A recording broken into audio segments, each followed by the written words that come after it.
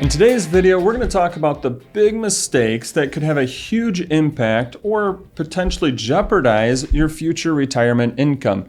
Meeting with a lot of new people just like you that are approaching retirement or just in retirement, we found that helping to avoid these mistakes could really make the difference between staying retired versus having to go back to work. It could mean the difference between having more money in your pocket to spend versus paying more out in taxes. Or avoiding these mistakes can help you maximize your retirement story by hundreds or thousands of dollars versus, just getting by. So we're going to talk about the 3 mistakes and how to help craft a plan to help you maximize your retirement story. So with that, let's dive into mistake number 1. And mistake number 1 is thinking in years versus thinking in decades. And here's what I mean by that. I find a lot of times when people are approaching retirement or just in retirement, they become so focused on the near term, a lot of times because, their company paycheck is no longer coming in. And since that company paycheck's no longer coming in, they get very nervous and they want to take their investments and shift them way too conservative. And that's why I'm saying here, you have to think in decades versus years. Instead of thinking about 2 to 3 years, we need to think about our money lasting 20 to 30 years. And as I had mentioned, a lot of times people can get too conservative, but we have to think about inflation and we have to think about making our money last those 20 to 30 years. What does that mean? Well, it means that you need growth in your portfolio, which then means you need equities in your portfolio to help you outpace inflation and help make that money last. Now, one of the things that you're maybe thinking or seeing if you are kind of focused in the years is that you're focused in or seeing a lot of, volatility in your portfolio. Now, if we're focused on the short term, yes, we might feel and see that volatility in the portfolio. However, and past performance is not indicative of future results, the market has shown us that over the long term, history has shown us that we get long-term growth by being invested in the market. Now, again, we see short-term volatility, but that's just a small portion of sometimes the long-term results. And however, while we do need that growth, we got to be focused on decades. It still is important that you're carving off a portion of your overall investments into lower volatile funds, so that way you have funds readily available for you to help supplement your income needs in the event that the market is down. Now, the other thing in the years versus decades mistake is, yes, we do need our money to last for the long term. However, I kind of think retirement can be broken down into, let's call it kind of different stages.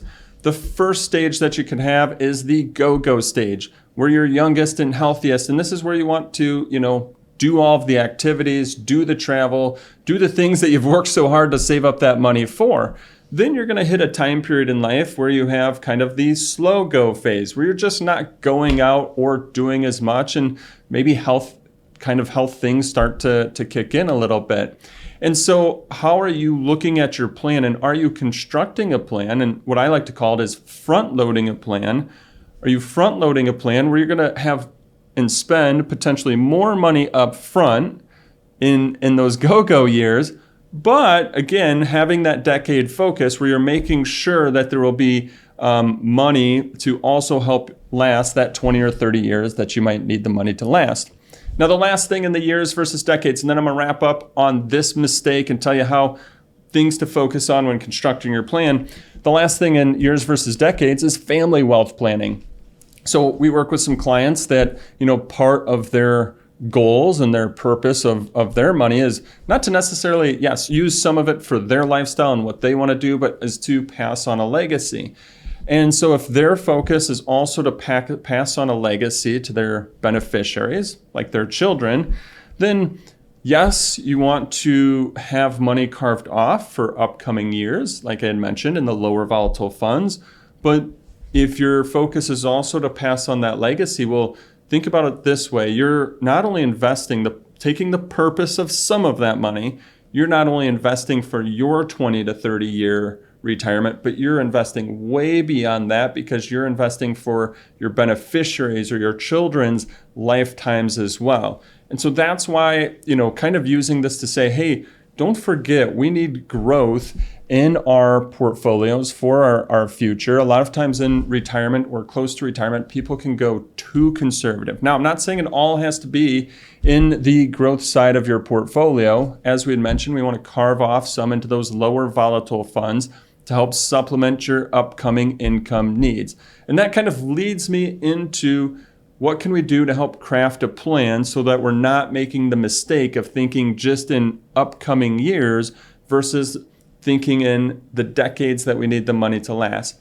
And one thing is that you want to build an income plan. The income plan is going to help you understand. It's going to look at all of your sources of income, and it's going to help you understand when you need to start each source of income and how much you're going to need to take out. You can then use this to align it with your investment strategy, meaning how much do you have on the growth side of your portfolio and how much do you have in that lower volatile, safer side of your portfolio as well.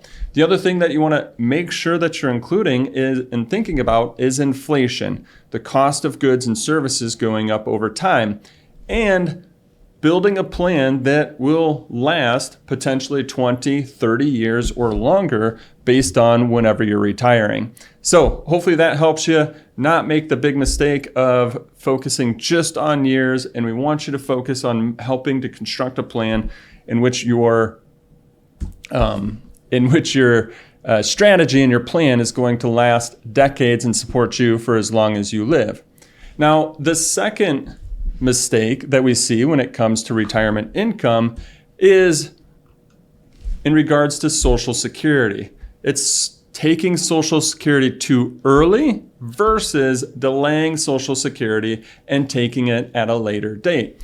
Why does this become a potential mistake when it comes to retirement income? Well, you take Social Security too early, you're taking a reduced amount. It gives you less to live on throughout your retirement. And let me just show you a quick example here in regards to what I mean by that. I think it's first helpful to understand Social Security and you see how this could play in to be a potential mistake. So again, just an example here, but if you were born on 1960 or later, your full retirement age would be age 67. That's the age where you can collect your primary insurance amount, which, for our example, $2,500 a month. So you'd have to go to Social Security or look at your statement to see what your primary insurance amount is at your full retirement age. Now, you can take it as early as age 62, in which case it will be a reduced amount. In this example here, it'd be $1,750 a month.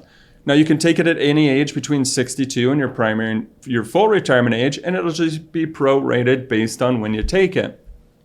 But here's the thing. I find a lot of times people, when they're retiring early, they're going to just take Social Security. And I'll explain why that could be a potential mistake. But the other thing that you could do is you can delay taking Social Security till as late as age 70. For every year that you delay taking Social Security, you get an 8% bump. At age 70, that's the latest that you can take it. So in our example here, that would be $3,100 a month. So why was I saying that taking it early can sometimes be that big mistake? Well, because you're getting a reduced amount, and that's a permanent decision. That's the amount that you're going to get for life. Now, one thing that I find is that when people sometimes retire early or just retire at any age, they no longer have that company paycheck coming in. And when they no longer have that coming in, and if they haven't, worked with somebody to put together a plan, or sometimes just even if they're trying to do it on their own and, do things on their own, not having that income coming in can feel pretty scary and it can feel pretty painful. So what do? They use Social Security as a pain reliever. Sometimes that might be the right decision to make, while sometimes they're unfortunately cutting what their future income might be. Short example here, have a client just in that scenario. They're retiring, and so what were they thinking? Well, we'll just start our Social Security. But we had worked with them to help them understand that, hey, they didn't actually need all of their Social Security And based on what they had in their retirement savings, it made more sense to start taking money from their retirement savings, letting their Social Security grow. And then once they started taking their Social Security, we reduced how much they were taking out of their retirement savings. That's called bridging the gap. So what did that help them with? Well, it helped them delay when they started taking their Social Security. So now they'd get a higher amount in the future. Their cost of living adjustments would be based on that higher amount. And through our projection there, it actually projected out that that would give them more income through their future. Everybody's situation is different and unique. And I'll just kind of wrap up on this big mistake, giving you 3 factors that you want to consider before making the mistake of taking your Social Security too early. Maybe 4 factors. I'll put another one in there. Number 1, longevity. A lot of times people are just looking at longevity. How long do you plan to live for when you should take Social Security? Now, if you think that you'll live into your upper 70s or to your early 80s, it then might make sense for you to delay Social Security as long as possible. Doesn't mean that you have to wait till age 70 to retire. It just means that it's going to make sense. You'll collect more over your lifetime if you delay it as long as possible. Now, the second thing to think about is how much do you have in your retirement savings? And can you use your retirement savings to bridge the gap? Meaning you retire, take from your retirement savings, then delay Social Security and take it later. That could feel pretty, scary sometimes, and that's why it's important to have a plan in place. The plan will help you understand if you're able to do that. A third thing that you want to think about is those cost of living adjustments. As I had mentioned, once you start Social Security, that's a final decision.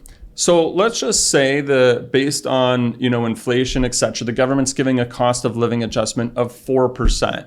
So if we look at our screen here, would you rather get a 4% increase on $1,750 a month, $2,500 a month, or $3,100 a month? Of course, we'd love the 4% increase on the $3,100 a month because it's going to give us a bigger increase on our Social Security. So you want to consider cost of living adjustments as well. And then the final thing is that if you're a married couple, you have to factor in survivor benefits, meaning one person passes away, you only get to keep one of the 2 Social Securities. So it could potentially help you to let one Social Security grow until later in life. That way, when something happens to one of the 2 of you, you do have a larger Social Security to help that widow or widower in their retirement years as well. Now, I understand Social Security can be a very big decision, and so that's why we have a free guide to helping you understand when it might be best to claim your Social Security benefits. The guide can potentially help you increase your overall income by hundreds or thousands of dollars throughout your future. You can go to lifemoneyshow.com/Social Security to get the guide. Again, that's lifemoneyshow.com/Social Security. All right, so the third mistake that could potentially mean the difference in thousands of dollars of retirement income is failing to factor in taxes. And failing to take a look at what is your taxable income now versus your taxable income in the future. And the way that we do this for our clients is by helping to put together a tax projection, understanding just that. What's your taxable income today versus what's your taxable income in the future? So let's just say, and again, hypothetical example here, let's just say today your taxable income is 22%. And doing that tax projection in the future, you'll be at 12%. Well, how do we use this? Well, how we use it is today, you want to make sure then that you're using tax deferred accounts. You're trying to get as many tax deductions today as you possibly can, because getting those tax deductions today will help you save more money to pay a lower tax rate on that money in the future. And if you're paying a lower tax rate in the future, guess what? That gives you more spendable retirement income. However, what if your taxable income in the future is the same as where it's at today, or if it's even higher? And you might be thinking, wait a second, how could it potentially be higher? Well, working with a lot of people just like you that have saved into those IRAs, into those 401ks or 403bs or 457 plans, those plans there are all tax-deferred plans, meaning you have not paid taxes on any of the money in those plans. Starting in your 70s, the government's going to force you to take money out of those accounts. That's required minimum distributions. And a lot of times, those required minimum distributions, if you've saved up $500,000, $1 million, $2 million, $3 million or more into these types of accounts, those required minimum distributions can put you at a higher taxable income in your future than where you're at today. So again, putting together that tax projection, how do we use that information? Well, if your tax rate might be higher in the future than where you're at today, well, then we want to reconsider how you're saving your money today. Meaning, if you're using a 401k, maybe you want to switch over to the Roth 401k. Should we be doing Roth conversions today, paying tax today at the known rate versus where it might be in the future, where it might be higher? Doing those types of strategies can really help reduce the taxes that you pay to the IRS. And if you reduce the taxes that you pay to the IRS, that gives you more money to spend on your future retirement story. So wrapping up in regards to the mistake of forgetting to plan for taxes, a few things that you want to do. You want to make sure that you have a tax plan in place. Doing that tax projection. Where's your taxable income today versus where will you be in the future? Based on that, are you saving your money into the right bucket? 401k versus Roth 401k versus taxable account. Then should you be considering Roth conversions, taking advantage of where your tax rates are today versus where your tax rates might be in the future?